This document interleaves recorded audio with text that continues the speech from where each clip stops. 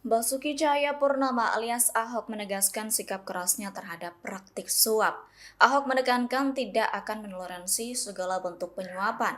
Ia memperingatkan siapapun yang mencoba menyuapnya harus siap menanggung konsekuensi berat. Pernyataan itu disampaikan Ahok saat menjadi saksi dalam kasus korupsi tata kelola minyak mentah di Pengadilan Tipikor Jakarta pada Selasa 27 Januari. Diketahui dalam sidang itu, Ahok diminta menjelaskan prinsip kehati-hatian yang ia terapkan selama menjabat sebagai Komut Pertamina. Lebih lanjut, hakim sidang menyinggung soal praktik kebocoran keuangan negara. Hal itu kerap terjadi akibat relasi gelap antara pejabat dan pihak swasta. Aktivitas seperti bermain golf atau makan bersama pengusaha meski terlihat wajar, bisa berpotensi menimbulkan konflik. Download Tribun X sekarang, menghadirkan lokal menjadi Indonesia.